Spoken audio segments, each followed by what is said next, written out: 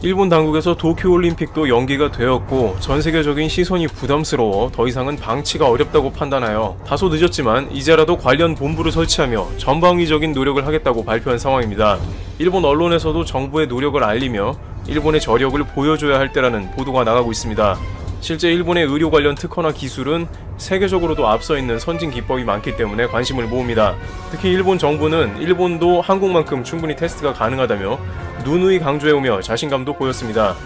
여기에 이번에는 한국식으로 드라이브 스루를 비롯해 동선 추적과 같은 일들도 대폭 강화하려고 합니다.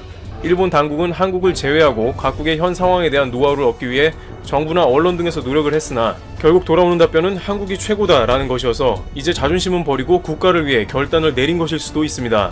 그런데 전혀 뜻밖의 상황에 부딪혀 관계당국이 굉장히 애를 먹고 있다는 소식도 들려오고 있습니다. 심지어 한국과 여러가지 면에서 비슷한 일본이지만 한국 방식은 아예 불가능하다는 것도 관측됩니다. 크게 두 가지 면에서 곤혹스러워한다는데요. 첫 번째는 사람들이 말을 안 해준다는 것입니다. 이것은 일본의 가장 큰 문화 중 하나인 남에게 민폐를 끼쳐서는 안 된다는 것으로 누군가에게 피해를 주는 일을 극도로 싫어한다는 일본의 국민성에 기인하는데 오히려 이것이 현재 상황에서 발목을 잡고 있다는 것입니다. 실제 반드시 동선을 알아야 하는 조사 대상자들은 자신이 방문했던 업장들이나 지인들에게 피해가 될까봐 입을 꾹 다물고 전혀 알려주지 않고 있는 것입니다. 도쿄도는 일본 정부와 함께 면밀하게 조사를 했으나 해당 업장에서도 조사 대상자들도 전혀 말을 안하고 행적을 밝히지 않는 것입니다. 민폐를 끼치면 안 된다는 생각의 문화가 자리잡고 있기 때문에 이런 상황이 생겨 당국은 크게 당황하고 있다고 전해집니다. NHK는 이러한 행적 불명인 사람들이 조사 대상자들의 40%가 넘고 있다며 사실상 상황 대처가 불가능하다며 일본의 민폐 관련 문화가 발목을 잡고 있음을 시사합니다. 특히 이들은 롯본기 등의 고급 술집 등에 갔고 대부분 이곳은 종업원과 손님들의 밀집되어 밀폐된 곳으로 반드시 조사가 이루어져야 함에도 모두 입을 다물고 있는 것입니다. 일본 후생성은 전문가로 구성된 대책반이 분주하게 움직이고 있으나 당사자가 사생활 등을 이유로 제대로 된 정보를 당국에 넘겨주지 않는다고 복수의 일본 언론이 보도하며 사회적인 골칫거리로 떠올랐다고 말합니다. 일본 언론에서는 본인의 작은 민폐를 숨기면 사회 전체에 큰 민폐를 끼칠 수 있다며 목소리를 높이고 있습니다만 대부분 자신의 단골 술집이나 지인들이 더 직접적이며 말했다가 뒷감당 등이 안 된다는 이유로 꺼려하고 있습니다. 두 번째는 생각보다 시민들의 협조가 매우 미흡하다는 것입니다. 지금까지 일본에서는 사회규범을 잘 지켜온 것을 하나의 국가적 자부심으로 생각해왔습니다.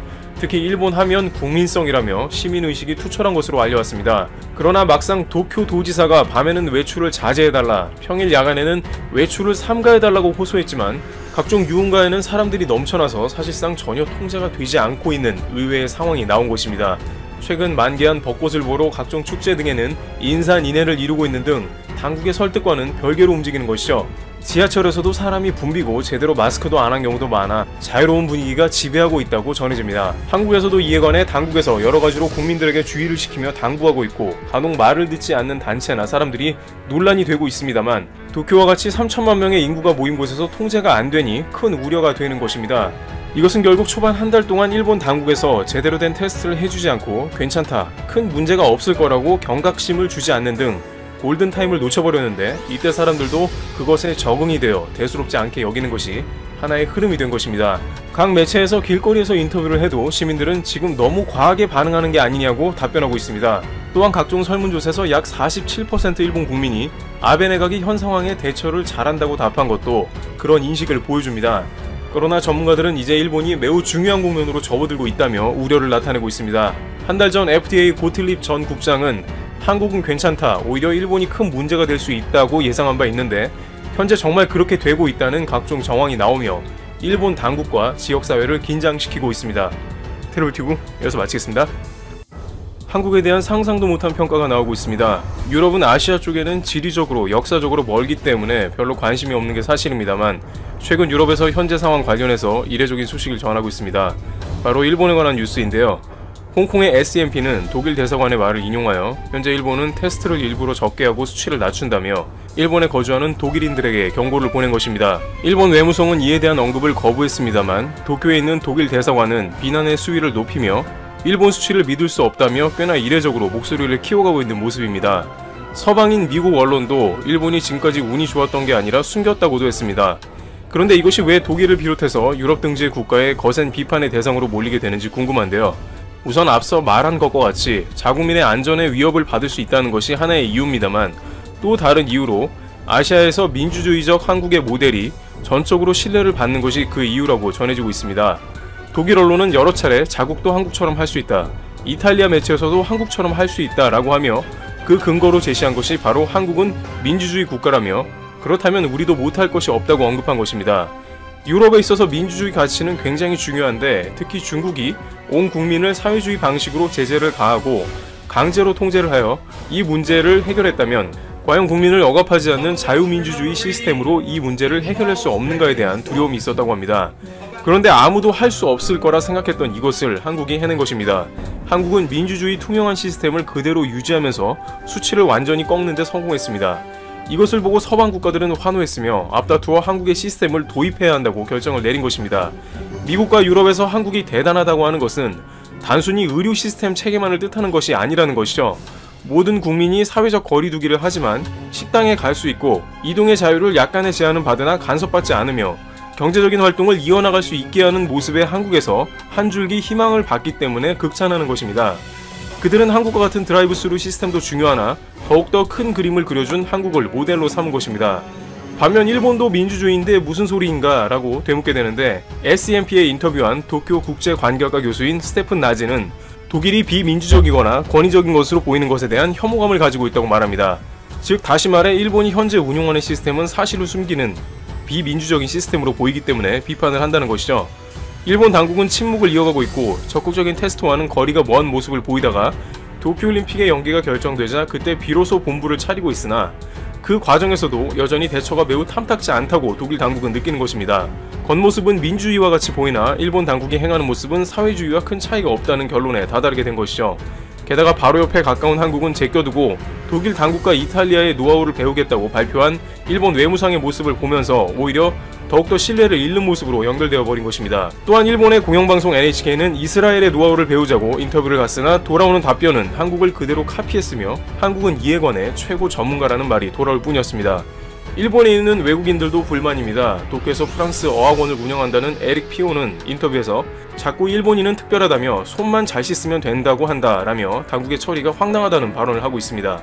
그러나 이제는 일본 언론들조차 더 이상은 참을 수 없다며 아베 총리와의 기자회견에서 목소리를 높이고 있습니다. 비디오 뉴스라는 매체에서 나온 기자는 아베 총리에게 테스트 양이 매우 적은 게 아닌가라며 해외에서는 일본이 제대로 일을 안 하고 있다고 의심한다며 질문했으나 아베 총리는 관련 답변을 제대로 못하면서 당황하여 기자회견을 급하게 마무리하는 모습이 나오기도 했습니다. 일각에서는 유럽이나 미국 등 전 세계적으로 상황이 점점 안 좋아지는 가운데 일본만 괜찮은 것처럼 행동하는 것도 독일, 영국, 프랑스, 이탈리아 등의 G7 국가들에게는 좋게 보일 수는 없을 것이라는 의견도 나오고 있습니다. 한편 민주주의 시스템을 투명하게 유지하면서도 사회가 마비되지 않고 어느 정도 돌아가게 하는 국가인 대한민국의 모습이 전 세계에 희망을 주고 있습니다. 트러블튜브 여기서 마치겠습니다. 프렘푸시 영상을 다 보시면 오늘도 재밌는 세계 소식을 정리해 푸시뉴스에 올려두었으니 많은 시청 부탁드립니다. 안녕하세요, 프렘푸시입니다. 오늘 아베는 비상사태를 5월 31일까지 연기하는 조치를 발표했습니다. 그러나 왜 이런 조치를 취하는지에 대한 자세한 설명은 없습니다. 이 와중에 고베시의 한 병원에서 충격적인 조사 결과를 발표했습니다. 일본에서는 제2의 러시아꼴이 될 것이라는 불안감이 커지고 있는데요. 고베 병원의 충격적인 발표와 러시아의 상황을 함께 알아보겠습니다. 오늘 아베의 발표를 보는 일본 국민들의 속은 답답합니다. 일본에서는 현재 어떤 상황이기에 비상사태가 연장이 되는 것인지, 그리고 해제가 되려면 어떤 조건이 필요한 것인지 등 국민이 이해할 수 있는 구체적인 숫자나 정보를 제시해달라는 요구가 있습니다. 뜬구름 잡는 소리 하지 말고 뭐 좀 제대로 설명해달라는 거죠. 그리고 한 명이 최종 판정자를 재생산하는 숫자가 1.7명이라고 하면 곧 폭발적인 증가가 있을 것이라는 말인가. 또 다른 곳에서는 1.0명 미만이라서 줄어드는 추세라고 하기도 하는데 도대체 무엇이 정확한 정보인지를 가르쳐 달라고 아베 정부에게 호소하고 있습니다. 그리고 최종 전파제의 전파 경로를 70% 이상 파악할 수 없다고 하는데 그렇다면 모든 상점과 업종들이 불안해하고 계속 휴업 상태에 있을 수밖에 없으니 정확한 데이터를 공개하라고 요구하고 있습니다. 그리고 아베 정부가 전국적으로 비상사태를 확대했으니까 일부 해제나 강화되어야 하는 지역과 도시는 어떻게 파악하고 있는지 묻고 있습니다. 이런 기사를 읽다 보면 아베는 지금 어디서 뭐하고 있는가 라는 생각이 절로 드는데 일본 국민들은 오죽 답답하겠습니까? 비상사태를 연기를 하려면 그동안 어떻게 노력했는데 결과가 어떠하다는 설명을 하고 어쩔 수 없이 며칠 더 연기를 해야 한다고 설명을 좀 하라는 것입니다. 그동안도 소독약, 면봉 등이 부족하다는 황당한 소식이 들려왔는데 의료 현장과 시스템은 완벽하게 대처를 하고 있는지를 궁금해하는 거죠. 아베를 믿고 지지해줬으니 턱 삐져나온 마스크 쓰고 멍 때리지만 말고 말을 좀 하라는 거죠. 사실 계속 들려오는 소식은 일본 국민들을 경악하게 만들기도 합니다. 이제 와서 문제점을 고친다고 부랴부랴 하는 것이 놀랍다는 거죠. 최근 오사카시에서는 C19 테스트가 보건소에서 최대 10일 정도 기다려야 하고 하루 최대 400건만 테스트가 가능하다는 것이 밝혀져서 민간 테스트 기관을 활용해서 1일 890건으로 확대할 계획이라고 밝혔습니다. 오사카에서는 자택에서 대기하다가 급변해서 불행한 일을 갑자기 당하는 사람들이 생겨나기 시작하면서 주민들의 불안이 가중되고 있었습니다. 도대체 지금까지 뭐하다가 이제 와서 이런 조치를 취하나 싶네요. 이때 고베시의 시립병원 병원장이 그동안 비밀 프로젝트로 진행한 실험 결과를 발표했습니다. 고베 시립의료센터 중앙시민병원은 발열 및 기침 증세가 아닌 일반적으로 외래를 오는 방문객 1000명을 3월 30일부터 4월 7일까지 C19 테스트를 실시했습니다.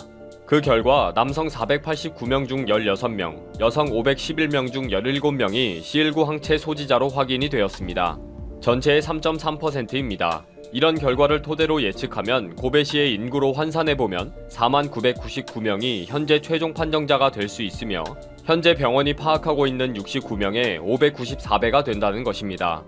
이런 결과를 발표한 병원장은 현재 고베시의 최종 판정자는 260명인데 4만 명 예측치와는 너무 차이가 크다. 비상사태를 해제할 것이 아니라 시급하게 대책을 세우지 않으면 안 된다 라고 지적했습니다. 병원장은 인터뷰를 통해 항체가 생겼다는 것은 지금 현재 전파가 매우 빠르게 확산되고 있다는 것을 의미한다.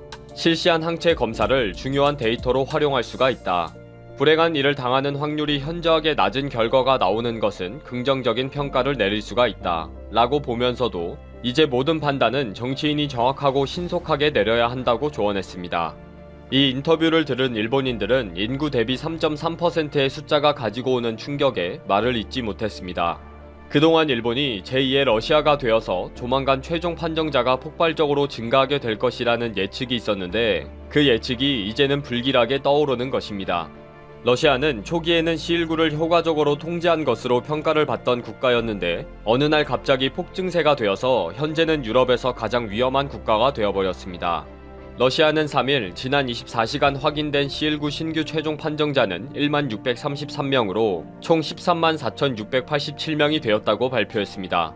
현재 러시아에서 불행한 일을 당한 퍼센트는 이탈리아와 스페인, 미국에 비해 현저히 낮은데 지난 24시간 동안 58명으로 지금까지 1280명이 불행한 일을 당했습니다. 푸틴 대통령은 이 숫자에 근거해 이달 12일부터 이동 제한 조치를 단계적으로 완화할 방침이어서 국내외에 많은 우려를 받고 있습니다. 세르게이 소비아닌 모스크바 시장은 C19 테스트 결과를 분석해 다양한 인구 집단과 비교하면 모스크바 전체 인구 2%에 해당이 되는 25만 명 정도가 이미 환자가 되어 있을 것이라고 결론을 내릴 수가 있다 라고 자신의 블로그에서 밝혔습니다. 모스크바 인구는 1270만 명인데 현재 테스트의 한계로 57,300명이 신규 최종 판정자가 되어 있을 뿐이기에 앞으로 테스트 능력을 대폭 강화해 격리와 치료에 힘을 쏟을 것이라고 했습니다. 일본 국민들은 성공적으로 통제를 하고 있던 러시아가 갑자기 신규 최종 판정자가 폭증하면서 걷잡을 수 없는 상황이 된 것을 예민하게 받아들이고 있습니다. 해외 언론에서 일본이 그렇게 될 것이라고 우려했기 때문입니다. 오늘 고베시의 병원장이 고베시의 인구 3.3%, 4만 명가량이 이미 위험에 처해 있을지 모르기 때문에 테스트 능력을 확충하겠다고 했는데 도대체 도쿄와 일본 전체는 어떤 상황이라는 말인가 묻고 싶은 것입니다.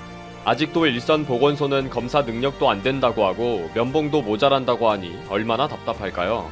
아베나 일본인들이 매일 말끝마다 아비간만 간절히 부르는 것을 보니 불쌍하네요.